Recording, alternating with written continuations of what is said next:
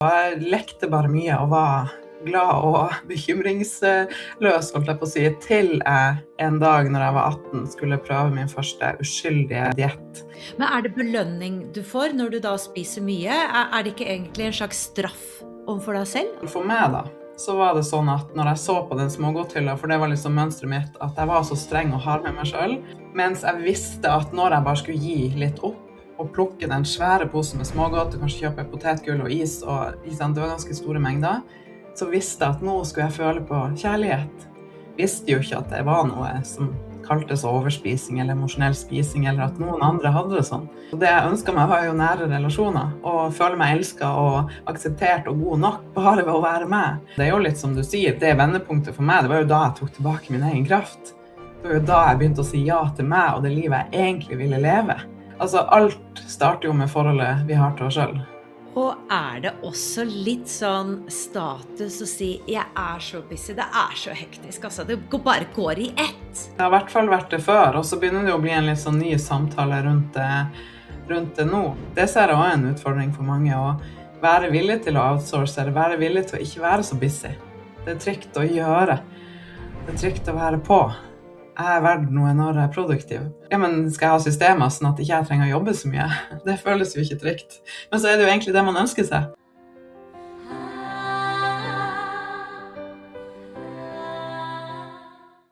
Torunn Ytrehus, velkommen skal du være til Wisdom from North. Hvordan går det? Det går veldig fint. Veldig glad for å være her, og sikker på at vi kommer til å ha en veldig, veldig fin samtale i dag. Jeg også, fordi at jeg har fulgt ditt arbeid en ganske god stund nå, og vi har aldri connectet før, og veldig stas å sitte her og prate med deg, fordi at du har gått gjennom en reise, en indre reise, med et trøblete forhold til mat, og i dag så hjelper du nettopp folk, og særlig kvinner da, finne en frihet rundt dette med mat, og jeg tror det veldig mange som kan gjenkjenne seg i det, den utfordringen da, inkludert meg selv. Og det som jo litt spennende at du tidligere idrettsutøver innenfor basketball, og så hadde du da dette skiftet i 2012, og jeg synes jo det veldig spennende at det var akkurat 2012, det kan vi kanskje komme tilbake til.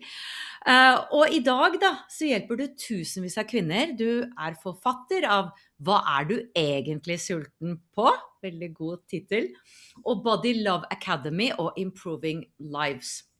Og det første spørsmålet jeg har lyst til å stille deg hvordan tror du vår samtale kanskje kan utvide folks bevissthet i dag? Jeg elsker det spørsmålet.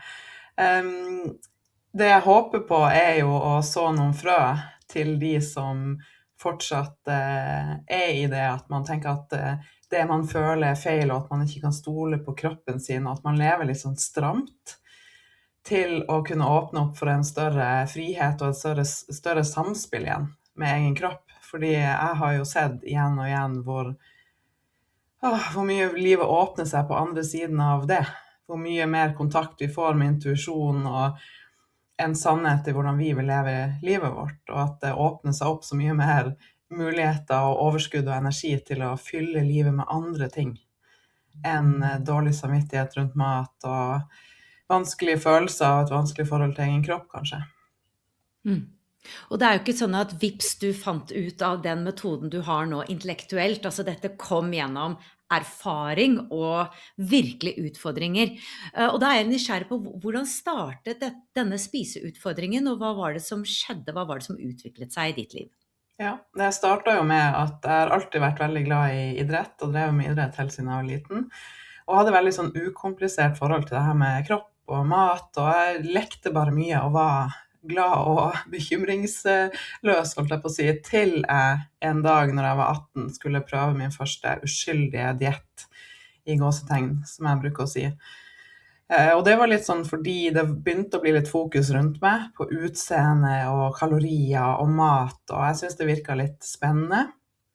Men da ante jeg jo ikke hvordan det skulle begynne å påvirke forholdet mitt til mat og min egen kropp, og at det sakte men sikkert fjernet meg vekk fra det naturlige samspillet jeg da hadde hatt til min egen kropp, med sult og mettesfølelse, og stoppet når jeg var passelig fornøyd, og dro ut og lekte, eller dro på trening når jeg hadde energi og hadde lyst. Det var liksom så lett før, og plutselig begynte det å handle om at jeg skulle bli bedre, bli god nok, i noen andre sin standard da. Begynte å få regler rundt mat, og dårlig samvittighet, redd for å gjøre feil, og fikk veldig fort følelsen av at det var noe feil med meg, for jeg klarte jo ikke å være streng i så lang tid.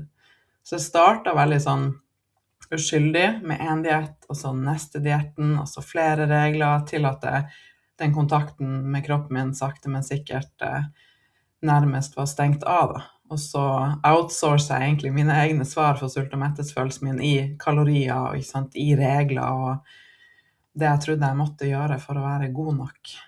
Og jeg var ikke klar over at det skulle lede meg ut på en sånn vei, og så ser jeg jo i ettertid også at jeg var veldig sånn ytre styrt, og følte at jeg var god nok når jeg presterte, og var ikke trygg nok til å vise følelsene mine, hvordan jeg egentlig hadde det, sånn at jeg spilte ofte en rolle da. Det førte til litt sånn ensomhet, og at da etter hvert så ble det sånn skifte fra dietter og strenghet til veldig sånn alt eller ingenting, og da emosjonell spising. Så emosjonell spising i skjul, eller være ute blant folk og smile og late som alt var bra, og hele tiden følelsen av at jeg er ikke god nok, jeg er feil, jeg har dårlig viljestyrke, alle andre klarer det her, bare ikke meg. Var det den dietten du følte deg mislykket rundt, at du ikke klarte å styre hva du spiste? Så det er jo veldig interessant at det var da problemet kom, da du skulle slanke deg. Og før det så var du indrestyrt, virket det som, og alt var naturlig. Og så er det denne samfunnet, altså det store trollet som kommer og sier, nei, du må endre deg, og da begynner problemet å komme. Ja. Mm.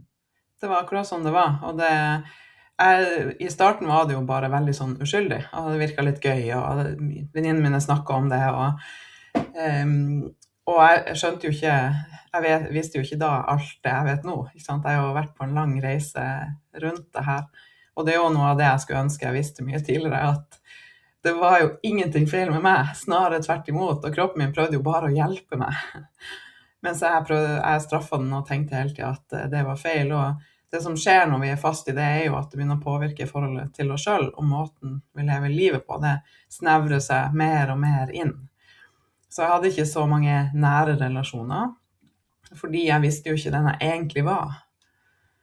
Og tenkte at, det er veldig sånn rart sett i ettertid, men jeg tenkte at alt var lettere for alle andre. Og det var bare jeg som hadde vanskelige følelser, eller søkte etter det og følte meg god nok i andres øyne, eller hva jeg presterte. Og så var jeg jo også toppidrettsutøver, så jeg spilte basket, og reiste rundt med ballen under hånda og 2 kofferter, som jeg bruker å si, og spilte litt her og der rundt i verden, og det var jo også med på å gjøre at å holde den fasaden og skulle prestere som toppidrettsutøver når du brukte så mye energi på det her med maten. Og i tillegg så ble det jo sånn at da kunne jeg være litt på overflaten, fordi jeg ble ikke lenge nok til å gå i dybden. Og så var det jo den januardagen i 2012, da hadde jeg flyttet hjem til Norge, jeg bodde hjemme i et halvt år der, plutselig var det bare sånn, noe som tok over hele meg, bare sånn stopp. Ja, hva var det som skjedde der? For at du har snakket om emosjonell spising. Hva er det for de som ikke helt forstår hva det handler om? Hva skjer da? Altså vi har litt sånn forskjellige grader i det, og forskjellige mønster rundt det, men det vanligste er jo trøstespising eller overspising. Og så kan man gli litt fra det ene til det andre, men det handler jo mye om at man spiser på følelser, og at etter hvert da, når det blir et problem, er jo når det begynner å ta over livet ditt i den grad at sånn som med overspising, så blir det at man har kanskje en del stress, man har ikke andre måter å regulere seg på, og da blir det å spise store mengder mat på kort tid en form for å regulere seg. Og så kommer jo den nedturen etterpå, og så begynner det å kapre litt som belønningssenter i hjernen, og vi ønsker å opprettholde det kick eller den følelsen over andre ting i livet, ikke sant? Vi kunne fått samme reguleringer og samme følelsene ved å ha kontakt med mennesker, eller ved å ha verktøy for å regulere nervesystemet vårt og føle på mening og mestring. Men det begynner liksom å ta litt over, sånn at det føles nærmest som en avhengighet, som gjør at man da ofte kan trekke seg unna sosiale settinger for å opprettholde det mønstret med å spise i skjul. Så Men det belønning du får når du da spiser mye? Det ikke egentlig en slags straff overfor deg selv? At du straffer deg selv ved å gjøre det? det er det som er litt sånn ironisk i det, at det er litt begge deler, ikke sant? Men mest av alt for meg da, så var det sånn at når jeg så på den smågodthylla, for det var liksom mønstret mitt, at jeg var så streng og hard med meg selv, mens jeg visste at når jeg bare skulle gi litt opp, og plukke den svære posen med smågodt, og kanskje kjøpe potetgull og is, og det var ganske store mengder, så visste jeg at nå skulle jeg føle på kjærlighet. Nå skal jeg bare få lov til å slappe av og få litt gode følelser. Så var den eneste måten jeg visste å få kjenne på de følelsene var gjennom å spise. Interessant. Jeg tillot meg ikke å få de følelsene møtt fra andre ting. Og så kommer da den nedturen etter det. Ja, så det blir jo å straffe deg selv, men det blir jo også som en slags sånn frigjøring, eller en måte å få bearbeidet følelsene dine på, som funker der og da, men som blir den straffen og den store, store nedturen etterpå da. Og da i 2012, det så interessant at det var 2012, det var da jeg startet Wisdom from North, og det jo mange som snakker om at det var den første bølge da, bevissthet, altså at det var et stort skifte som skjedde da, spirituelt sett og bevissthetsmessig. Ja, så dette var januar 2012, og da hadde du da en episode hvor du følte at du overspiste og kjente at nå må noe bare endre seg.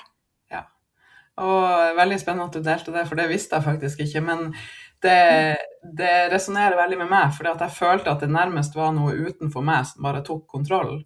Fordi at frem til det punktet så hadde jeg jo prøvd, og det skal det ikke stå på. Jeg prøver, og jeg gir meg ikke. Jeg har enorm arbeidskapasitet, og jeg prøver ofte noen ganger ikke sant, for hardt. Men jeg hadde jo prøvd masse dietter, og egentlig den samme fremgangsmåten bare pakket inn i ulike titler eller system. Det var akkurat som at jeg bare skjønte at den veien vil ikke lede meg dit jeg vil. Det må finnes noe annet, men jeg vet ikke hva det andre er. Og så var det noe som liksom tok over, og da begynte ballen å rulle i riktig retning, men på den tiden så var jo ikke internett som det nå, og sosiale medier og alt, sånn at jeg visste jo ikke at det var noe som kaltes overspising eller emosjonell spising, eller at noen andre hadde det sånn. Så jeg måtte liksom finne ut av litt ting som gradvis, som låste opp flere og flere nøkler for meg da, som gjorde at jeg etter hvert ble fri, og da skjønte jeg bare at det her må jeg jo dele videre, for det finnes en annen vei enn å stå fast i det der mønstret. Og ta oss tilbake til det øyeblikket, fordi det var jo det at du også delte den skammen da, kanskje det var det du følte. Det ofte den følelsen vi går til når vi forsøker å skjule noe for andre, så det skam, og det jo en av de mest lavest vibrerende følelsene vi har, som veldig destruktiv. Men når du deler det med andre, så puff, så det noe som skjer med skammen, den fordufter litt grann. For du delte det med din mor, kan ikke du ta oss gjennom den? Ja, og det var sånn det startet, og det jo litt som jeg var inne på tidligere, ikke sant, at det mønstret kan forsterke den ensomheten, som forsterker det behovet for å spise, så det blir som en sånn vanskelig spiral man havner i. Og ved å liksom ta litt hull på det, og tørre å åpne opp for først en person om hvordan jeg hadde det, og så neste person og neste person, så var det med på at jeg etter hvert bygde opp liksom litt nærere relasjoner, og mer mening i livet mitt, som gjorde at jeg følte meg ikke som maktesløs eller alene i den kampen mot maten. Og det ble lettere og lettere og gradvis da velge andre ting. Og så lærte jeg meg jo masse om hvordan ble bedre kjent med meg selv, rett og slett. Og hva jeg egentlig, som boka mi heter, ikke sant, hva du egentlig sulten på? Jeg var jo sulten på nære relasjoner, på mening og mestring og på å være til stede i livet mitt. Og når jeg da begynte gradvis å åpne opp for å få det i livet mitt, så ble også forholdet mitt til mat gradvis bedre og bedre. Og en av de tingene jeg trengte å gjøre var jo å gi helt slipp på det å tenke på mat som kalorier og regler og alt. Og komme tilbake til den kontakten med egen kropp, og lytte, og øke den intuisjonen rundt sult- og mettelsesfølelsen min, og hva min kropp trives best med. Og så det så deilig når man får de bekreftelsene at oi, det ikke sånn at jeg for alltid kommer til å sluke hele skåla hvis jeg tar en bit. Det faktisk mulig å ta litt og bli fornøyd, og det hadde jeg jo aldri trodd på.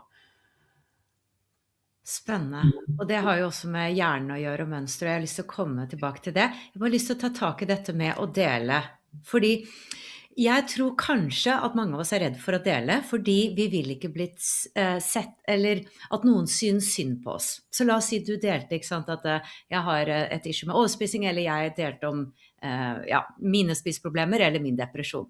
Og så er det noen mennesker som kan møte deg med, nei, men stakkars deg, uffa meg, det var leit. Uff, nei, har du slitt sånn? Og så føler man at man kommer i et offer hvor man egentlig føler et slags, nå tar jeg ansvar for mitt liv, jeg eier dette her, du trenger ikke å synes synd på meg, men det blir oppfattet som, stakkars deg, du får det visst ikke til, du. Tror du det er det vi er litt redd for? Ja, absolutt. Og så det jeg var redd for var jo at altså det jeg ønsket meg var jo nære relasjoner, og føle meg elsket og akseptert og god nok bare ved å være med. Og det jeg var redd for var jo at det motsatte ville i hvert fall skje hvis jeg delte hvordan jeg egentlig hadde det. Så derfor måtte jeg bare opprettholde den fasaden, ikke sant? Men min erfaring er jo, det er jo litt som du sier, det vendepunktet for meg, det var jo da jeg tok tilbake min egen kraft. Det var jo da jeg begynte å si ja til meg og det livet jeg egentlig ville leve. Så det er jo da du virkelig liksom, du er ikke i offer da. Det er da du begynner å ta lederskap i ditt eget liv. Og det jeg også har erfart er jo at ved å snakke om sånne her ting og normalisere, vi begge driver jo vår egen business, og det snakket vi jo om litt før vi gikk på, at ikke sant, det er masse som, det er opp- og nedturer. Livet er livet, og det er gode og vanskelige følelser for oss alle. Så det er så viktig å minne seg på det, og i det så føler jeg at vi frigjør mer energi til å gå for det vi ønsker oss, og ta ansvar for vårt liv og fylle det med det som gjør oss glad. Så det er noe av det viktigste jeg har lært av sårbarhet, er faktisk en styrke. Å ja, det har jeg også lært. Og spesielt Brené Brown har jo vært en forfekter for det, og vært banebrytende der i sin forskning rundt skyld og skam, da. Jeg kjenner meg jo veldig igjen i din historie, fordi som barnestjerne så utviklet jeg spiseforstyrrelser jeg også, og det jeg kalte tvangsspising. Jeg lærte at det var tvangsspising, hvor du overspiser og så sulter du deg da. Så det var mønstret mitt. Men magisk sett så bare gikk det over av seg selv for meg. Det var min opplevelse at i 30-årene så var det plutselig som at jeg ble mett, og jeg kjente at nå vil jeg ikke ha lenger. Og hva som skjedde, det vet jeg ikke. Og jeg ser heller ikke på noen kalorier lenger, og jeg føler at jeg har en stabil vekt, men jeg har ikke gitt fokus på det. Samtidig så har jeg levd livsoppgaven min. Jeg har funnet Wisdom from North i 2012, så det var veldig mye som, altså godt som skjedde i livet mitt. Og da, det kan jo være at bare det med mat løste seg av seg selv ved at jeg tok tak i traumer, uten å ha fokus på nå skal jeg løse det med mat. Men det bare løste seg av seg selv da. Samtidig så tror jeg det handler om litt med selvkjærlighet å gjøre, som jeg skriver bok om, og jeg merket at du også sier det. Altså egenkjærlighet, og styrke den, og hele tiden gjenta den nye historien. Kan du dele litt om hva du mener med det? Det her er så viktig. Og det, altså alt starter jo med forholdet vi har til oss selv. Alt annet i livet påvirkes jo av det, og det er liksom der vi legger grunnlaget, og det er jo noe som etter min erfaring da vi kvinner ofte er på en reise rundt.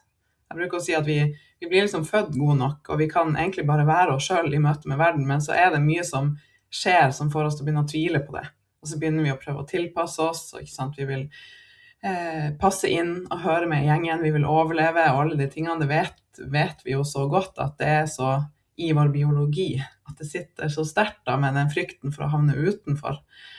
Og da kan man etter hvert synes det er vanskelig å ta plass i sitt eget liv, sette grenser. Det som har vært en stor del av min reise har jo vært det med at det jeg føler har jeg lov til å føle. Jeg har vært sånn på søken etter at andre må bekrefte at jeg har lov til å føle det for at det skal være greit. Og samme også det med grensesetting og rett og slett ha plass i mitt eget liv da. Det har vært mye lettere å sette alle andre før meg. Det har vært trygt, det har føltes godt, for det har føltes ubehagelig at jeg skal ta en plass fra noen andre.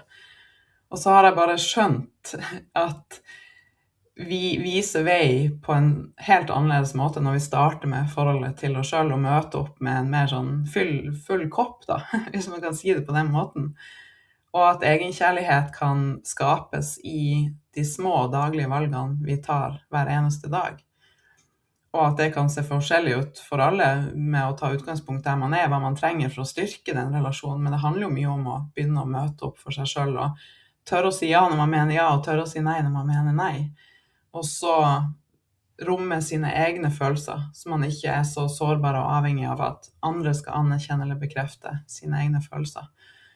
Og jeg mener at det noe av det viktigste vi kan gjøre. Jeg jo mamma til 2 små jenter, og jeg kjenner at når første kom for litt over 6 år siden, så var det med på å luke ut litt flere mønster som jeg hadde.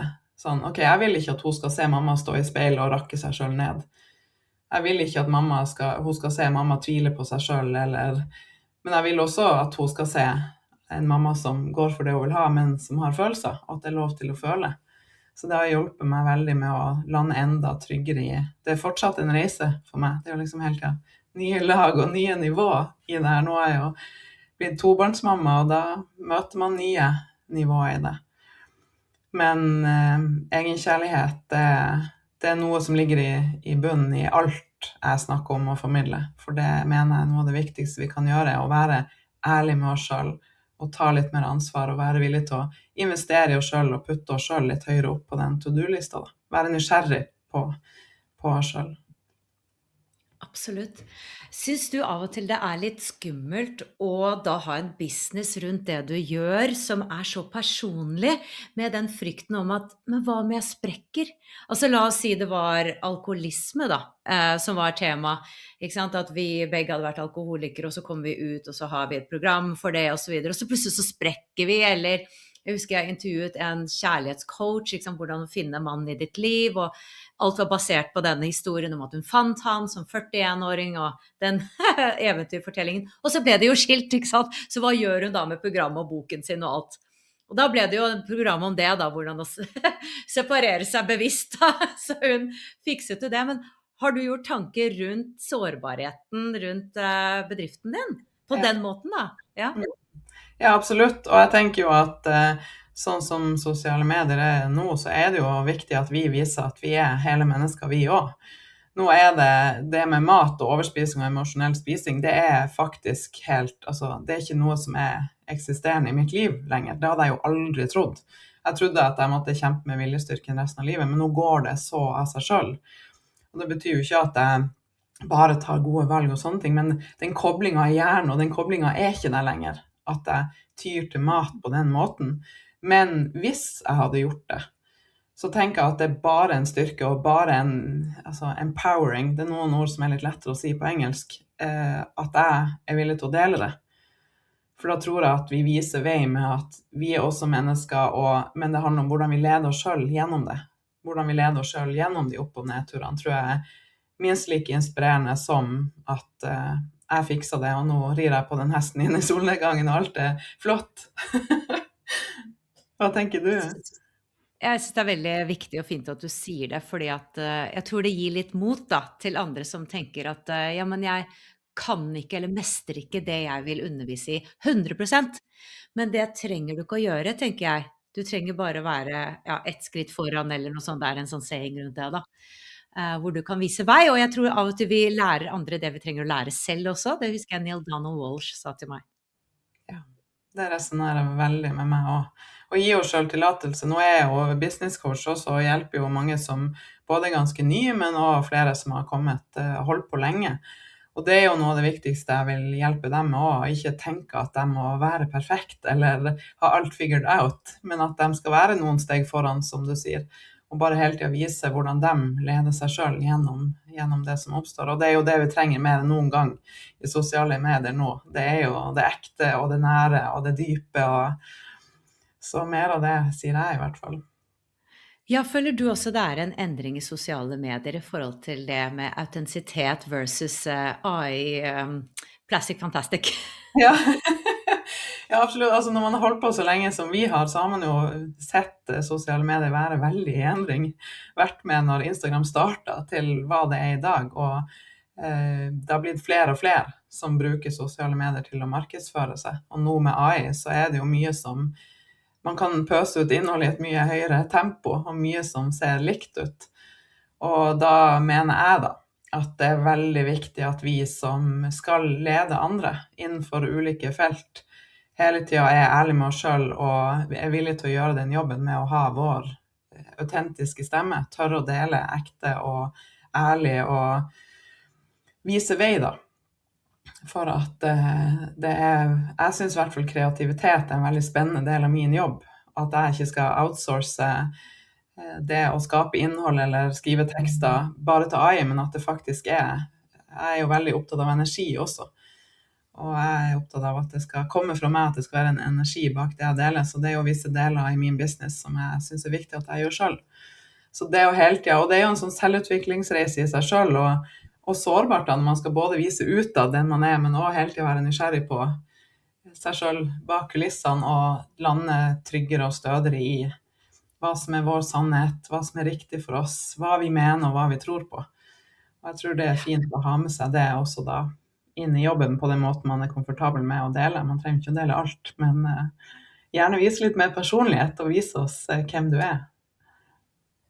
Altså, du har jo en meget suksessfull bedrift og business og hjelper tusenvis av kvinner og tusenvis av kvinner på kurs. Og det virker jo så lett på utsiden. Samtidig har jeg veldig lyst til at du deler også litt åpent og ærlig, siden vi ærlige her i dag, og det en av våre verdier, hvordan den businessreisen har vært. Fordi jeg leste et sted at i 2024 så var det en av dine vanskeligste år, og jeg tenkte på, så deilig at hun deler det, fordi at det jo sånn hos også, at det oppleves ikke som en reise fremover som lineær. Altså, jeg tror vi oppe i 270 000 abonnenter på den engelske YouTube-kanalen, men det har jo ikke gått oppover hele veien. Det har jo plutselig stagnert, hvor jeg plutselig hadde lyst til å gi opp hele YouTube-kanalen, fordi at jeg hadde plutselig ikke seere, hvor jeg nærmest nesten ga opp. Og så det en ting som skjer som gjør at jeg forsøker litt til å gjøre noen tweaks, og så plutselig så begynner det å vokse igjen.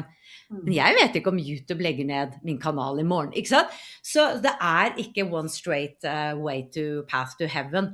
Så hvis du kan dele litt om din businessreise, og hva som skjedde i 2024, og hvor du nå. Ja, det kjempeviktig å snakke om. Og altså, når jeg startet min egen business, så kunne jeg jo ikke så mye om det å drive business. Jeg var PT og hadde tatt ernæring og sånne ting, men jeg kunne ikke så mye om det å drive på nett og koding og markedsføring og sånne ting. Så det var jo en bratt læringskurve med å lære seg alt det, men jeg hadde et veldig sånn sterkt budskap jeg ville få ut. Og i starten så var jeg jo, når jeg flyttet hjem til Norge, så var jeg jo single, bodde i en leilighet på Torshov, jeg kunne i utgangspunktet jobbe 24/7, og det gjorde jeg jo nærmest. Så jeg ser jo at jeg har vært gjennom veldig den der hustle-fasen, der det var mest fokus på jobb, og ikke så mye annet i livet. Og på mange måter jeg takknemlig for det, for jeg lærte masse. Jeg har fått hjulpet så mange. Men så gradvis underveis der også, så har det vært sånn, men har jeg det bra? Hvordan vil jeg jobbe? En sånn stemme som har begynt å si fra, og så blir jo det veldig sånn fremskyndet når jeg har fått jentene mine. For da kommer man jo ikke unna med alt som man gjorde. Det stiller litt andre krav til kapasitet og at man tar et valg, og i hvert fall for meg da, så har jeg også født en ny versjon av meg selv, der jeg har trengt å gå litt innover og stilt meg selv litt større spørsmål. Ok, hva egentlig viktig? Hva vil jeg egentlig bruke tida mi på? Og jeg veldig opptatt av at det jeg gjør skal føles meningsfylt, og at jeg skal skape resultater og endre livet til de som med, og det nære og det ekte, det liksom det som gir meg masse motivasjon. Så det har vært, og det vet vi jo, altså vi har jo masse kollegaer som jobber som oss, og det opp- og nedturer. Og det det å hele tiden lede seg selv gjennom det, og ikke gi opp, sånn som du var inne på, ikke sant? Men strekke det perspektivet og ha et litt sånn større mål og minne oss på at vi alltid i utvikling, og vi skal bare bli litt bedre hver dag og prøve å ta de beste valgene for oss, og lede med hjerte og med sannhet og integritet, og se hvor det leder oss. Og så ikke ta nedturene som at alt feil, eller at du feil, eller det kan bare handle om en liten tweak, og så plutselig så løsner det. Så for meg så har det handlet mye om det at jeg bygde en bedrift kanskje ikke helt i tråd med mine verdier da, som jeg sakte men sikkert har ville justert for å passe mer meg og min energi og måten jeg trenger å jobbe på. Kan du gi et eksempel på det? Ja, altså, det litt sånn når jeg startet Improving Life, så var jo fokuset vektnedgang. Og det var det handler om. Det var matplaner og treningsplaner og sånne ting. Og så skjønte jeg jo etter hvert, både i møte med kundene, men også i møte med meg selv og mine egne verdier, at det handler jo om noe dypere enn det. Og jeg vil ikke at kvinner skal leve hele livet sitt på en diett eller jojo-slanking, eller aldri komme i mål med å føle seg god nok, fordi man legger det målet med å bli god nok i et tall på vekta, for eksempel. Og da var det litt sånn skummelt å skulle skifte det med å begynne å snakke om litt andre ting, om mindset og hvordan du egentlig har det, og bare si, men gi meg bare den quick fixen.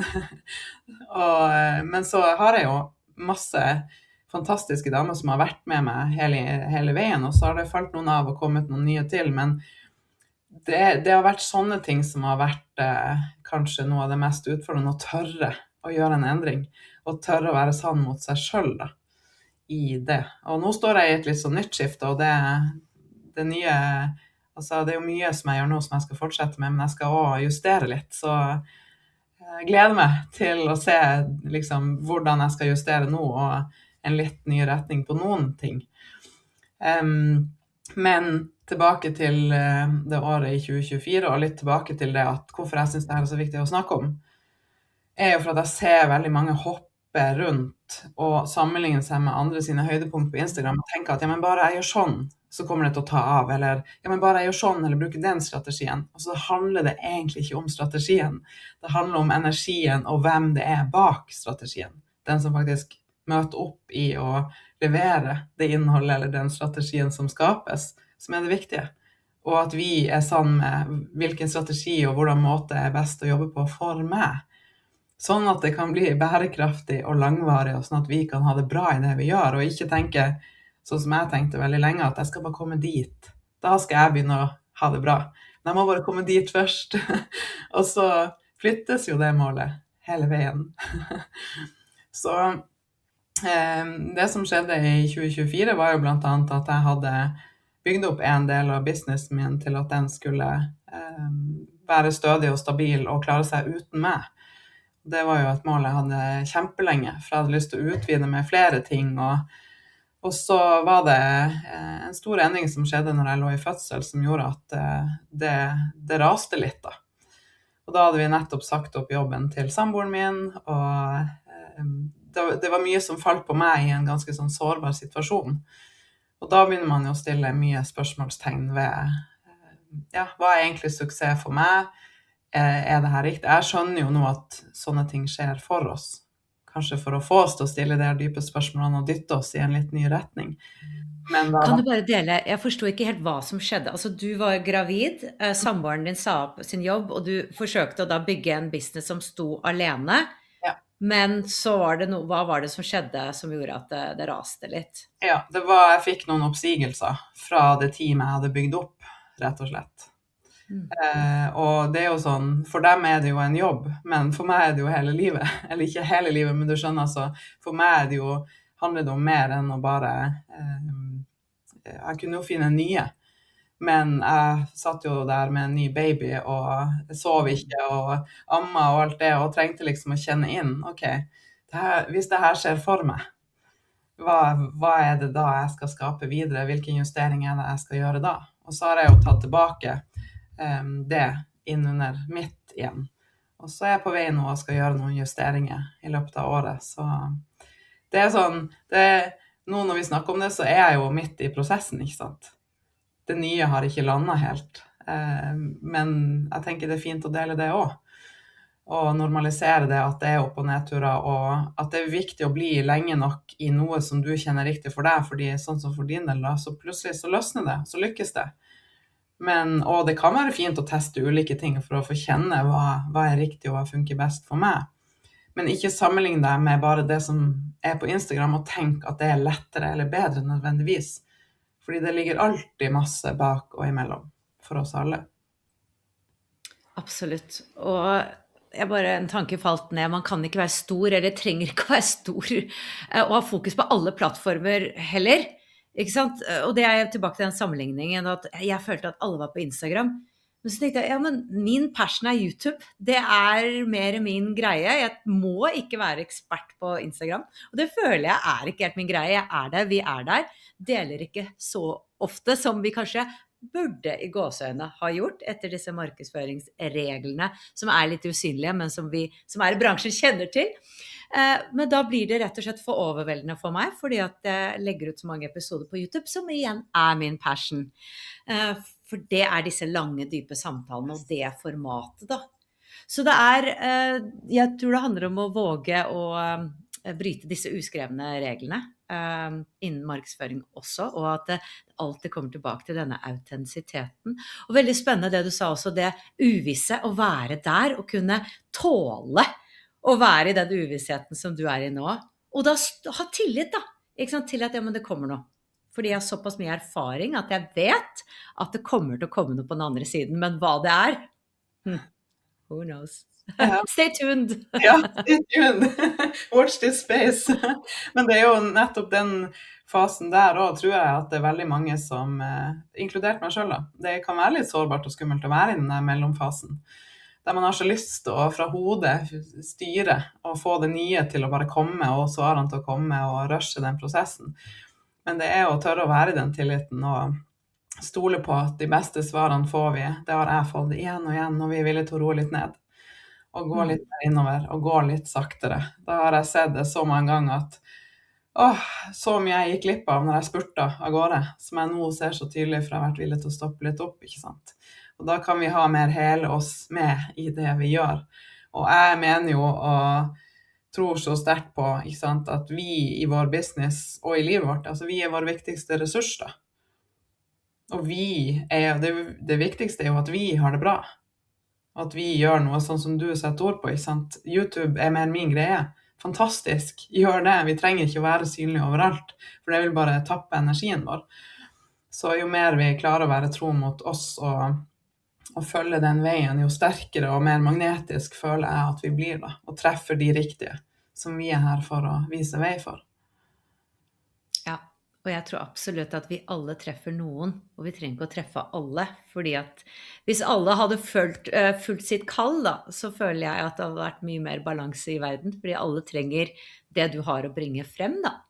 Ja, altså jeg jo veldig opptatt av frihet. Det jo liksom en kjerne i alt det jeg gjør, og det å tørre å gå, kanskje ta noen valg og se åpninger og løsninger og muligheter for hvordan man kan skape litt mer frihet i eget liv, sånn at man har mulighet til å være litt til stede. Og det jo derfor jeg synes det verdt å fortsette med det jeg gjør, og det at vi sa opp jobben til samboeren min, som for øvrig i kjeller nå og totalrenoverer, og så vi et skikkelig team som bygger i år, kan man si.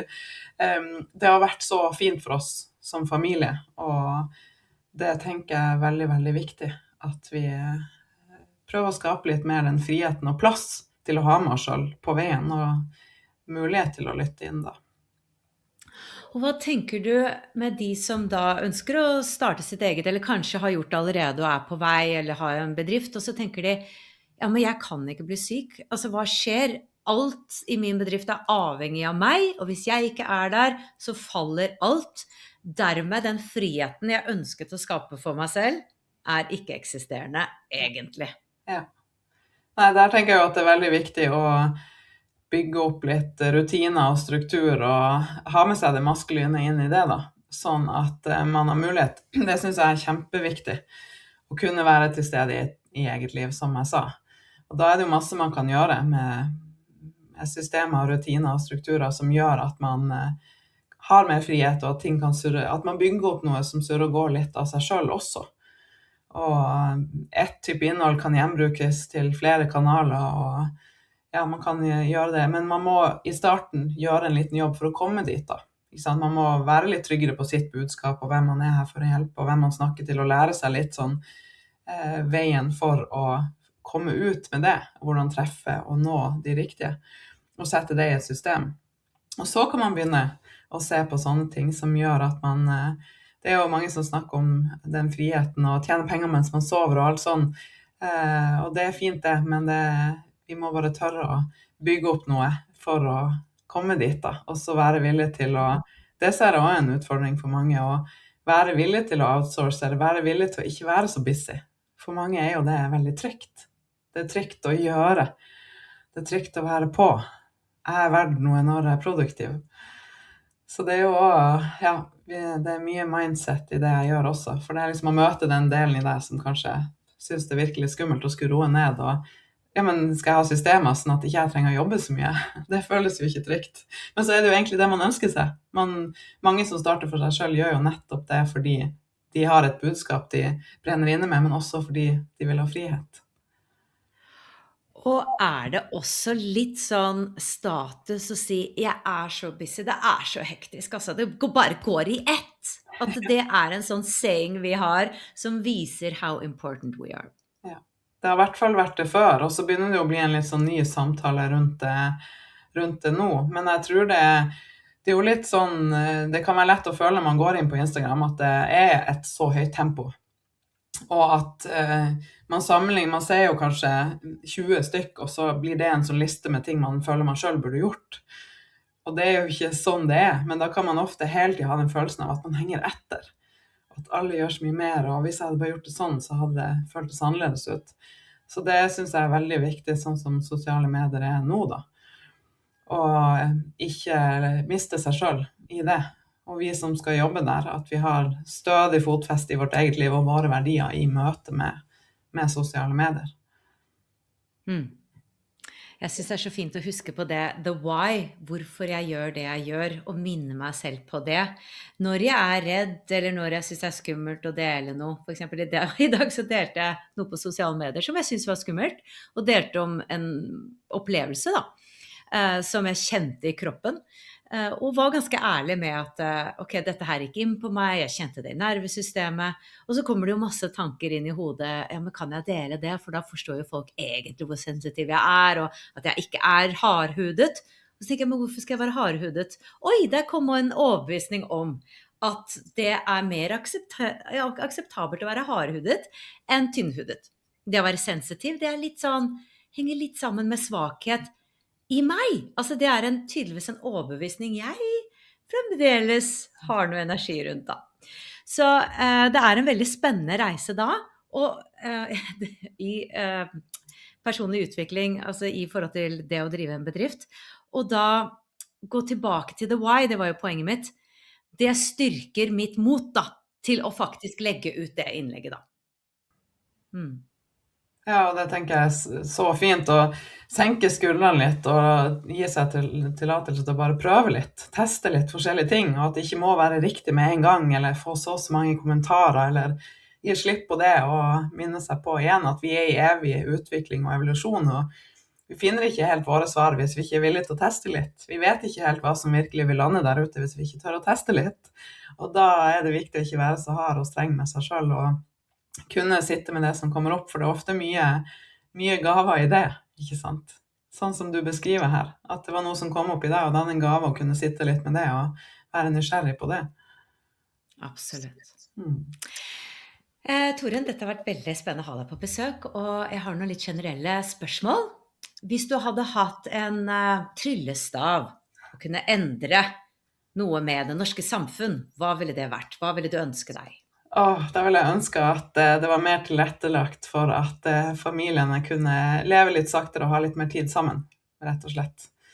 At mammaene ikke måtte så raskt tilbake på jobb, eller det noe jeg brenner veldig for, og jeg ser hvor takknemlig jeg for det valget vi torde å ta da, for vår familie. Så jeg skulle ønske, jeg lagde en post om det for ikke så lenge siden, at jeg skulle ønske at det var litt lagt opp lettere til at vi kunne lykkes, med tanke på det å være sammen som familie, og spise bra mat, og ha kontakt med kroppen vår, rett og slett, og ikke måtte ha et så høyt tempo at vi må gå i hodet. Hva den dypeste spirituelle innsikten du har hatt i ditt liv? Oi. Jeg føler det flere som liksom har kommet opp igjennom, og som kommer til stadighet, men altså noe av det jeg liksom har suttet med i år, det ikke helt ferdigprosessert, holdt jeg på å si, sånn at, men jeg skal prøve å sette ord på det, at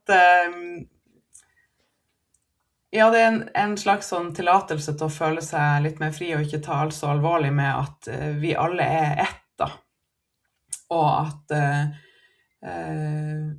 altså det er ikke så mange som bryr seg så mye egentlig om hva du gjør, eller hva jeg gjør.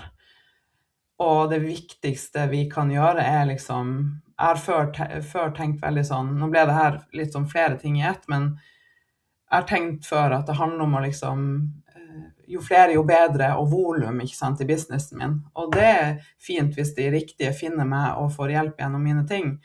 Men vi kan også skape endring gjennom å være den bussjåføren som smiler til alle som kommer inn døra. Og vi alle har jo hatt en sånn lærer eller noen opp gjennom oppveksten som virkelig så oss, og som var til stede og smilte oss, som hadde en sånn varme. Og jeg i hvert fall husker den læreren, og hvor mye det påvirket meg på barneskolen. Og det er jeg som jobber på matbutikken rett ved barnehagen til jentene mine, som er sånn. Og så hun tar seg tid, hun ser alle som kommer inn i butikken i øynene og smiler, og jeg ser at det gjør noe med folk. Sånn at endring kan skapes. Vi er alle ett, og vi alle lengter egentlig å bli sett og føle på kjærlighet, og det gjør vi ved å være mer til stede og være mer sårbar og ærlig og vise vei. Så ja, det var et litt dypt og rotete svar kanskje, men det er sånne tanker jeg sitter med for tiden. Ja. Så fint. Jeg tenker at universet elsker kaos, og vi i Wisdom from North liker dybde. Torunn, vi har snakket om det litt. Hva er selvkjærlighet for deg? Det handler om å være veldig ærlig med meg selv, og hele tiden være villig til å ta de valgene som gjør at jeg har det best mulig i de ulike fasene av livet. Og ta meg tid og ta meg plass til det, til å lytte innover. Og nå når jeg er småbarnsmamma, så er det ikke alltid det er så mye tid til meg, men jeg har fått inn sånn, altså jeg gjør noe for meg selv hver dag uansett. For det, og det liksom, jeg ser bare at det skaper så mye positive ringvirkninger videre, bare at jeg er villig til å gjøre én ting for meg, gjør at jeg møter opp på en annen måte. Så det er lett å, ikke sant, der jeg var før med alt eller ingenting, men det er faktisk i de små daglige valgene vi tar hver dag, at vi kan bygge den egenkjærligheten til oss selv ved at vi prioriterer oss selv, velger oss selv, rett og slett. Og hva er den dypere meningen med livet fra ditt perspektiv? Fra mitt perspektiv så handler det om å hele tiden liksom skrelle av flere lag, gå dypere, bli bedre kjent med seg selv, få nye innsikter og lære i møte med relasjoner og i møte med utfordringer og ting man møter på. Og hele tiden komme nærmere en slags sannhet og ro i seg selv. Og en kontakt som gjør at man kjenner på en sånn dypere mening i de små tingene da. Så fint. Og hvis folk nå er nysgjerrige, dette intervjuet kommer jo antageligvis til å ligge der lenge i mange år, men hvis de er nysgjerrige på ditt arbeid, hvor kan de gå, hvordan hjelper du folk, om du kan snakke litt om det du tilbyr da? Ja, jeg har en Instagram-konto, der heter jeg Torunn Nitrus, og så har jeg også en podcast som heter Frihetsfølelsen, og der snakker jeg jo mye om frihet, både med å skape egen business, men også livsstil og forholdet til oss selv. Og så har jeg et medlemskap rundt livsstil, og nå, litt av det jeg sitter med nå er hvordan jeg kan ta med Bottle Academy-budskapet inn der, og gjøre litt justeringer. Så igjen, det kommer noe i løpet av året. Og så er jeg business coach også, så jeg har både et kurs og en mastermind rundt business. Så det blir det mer av fremover. Tusen takk for at du kom hit i dag, og masse lykke til videre med arbeidet ditt. Takk, i like måte.